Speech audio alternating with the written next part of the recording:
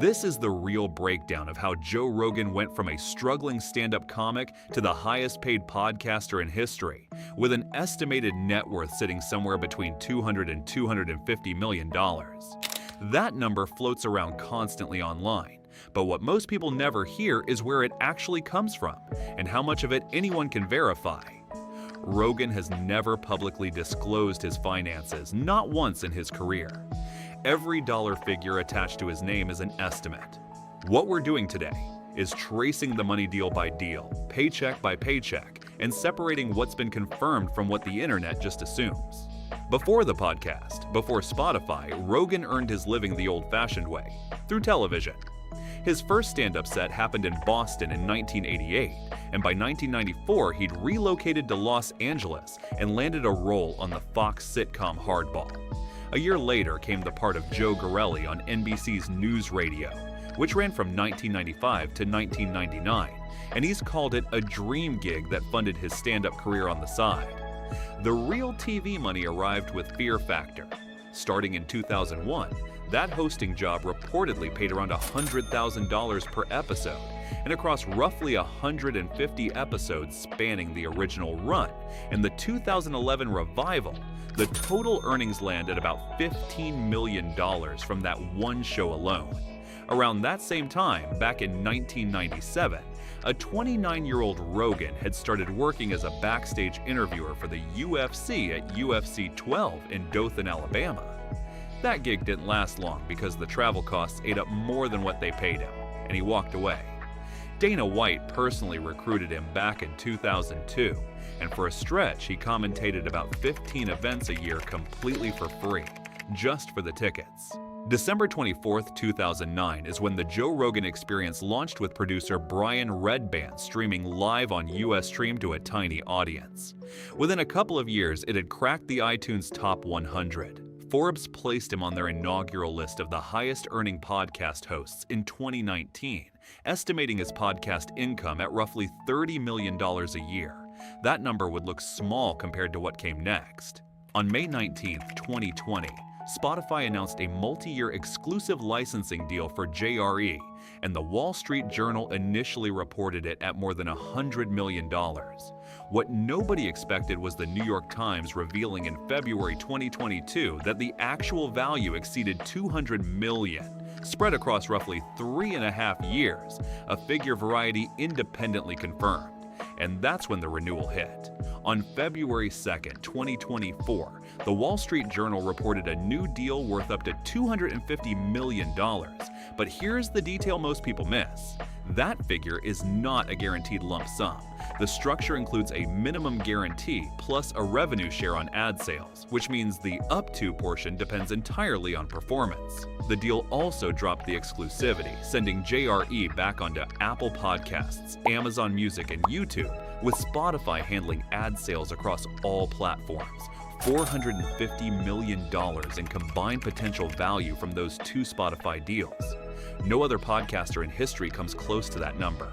Spotify accounts for most of the wealth, but it doesn't account for all of it. Back in 2010, Rogan co-founded the supplement company Onnit with Aubrey Marcus, receiving an equity stake in exchange for promoting it on the podcast.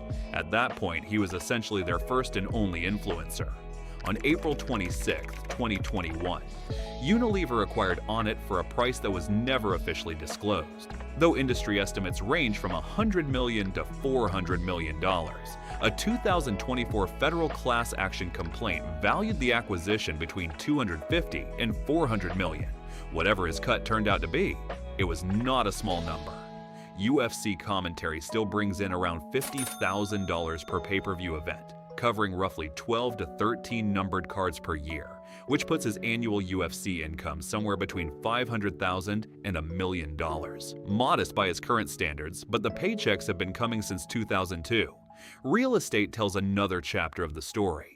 September of 2020 brought a $14.4 million lakefront mansion in Austin, Texas, nearly 11,000 square feet with 8 bedrooms, 10 bathrooms, 3 private boat docks, all sitting on about 4 acres of Lake Austin waterfront.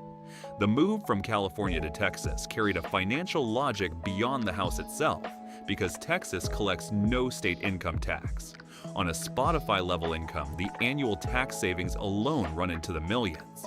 Then in 2022, Rogan purchased a building on East 6th Street in Austin, the historic Ritz Theater, and converted it into the Comedy Mothership, his own comedy club. Opening week tickets sold out in minutes, with resale prices climbing to around $500. The gap between Rogan and every other podcaster becomes clear when you line up the verified deal values. Alex Cooper signed with SiriusXM for Call Her Daddy in a deal reportedly worth up to $125 million over 3+ years, according to Variety. Dax Shepard's Armchair Expert deal with Amazon's Wondery carried a reported value of about $80 million per the Wall Street Journal. Smartless, the show hosted by Jason Bateman, Sean Hayes, and Will Arnett, went to SiriusXM for more than $100 million over 3 years, according to Bloomberg. And Bill Simmons sold The Ringer to Spotify back in 2020 for roughly $190 million upfront plus $50 million a year. Those are enormous deals by any measure, and Rogan's combined Spotify haul of an estimated $450 million still dwarfs all of them. In February 2022, Rumble offered him $100 million over 4 years to leave Spotify, and he turned it down. His response at a comedy show in Austin captured the situation perfectly. Quote, "No, Spotify has hung in with me, inexplicably. Let's see what happens."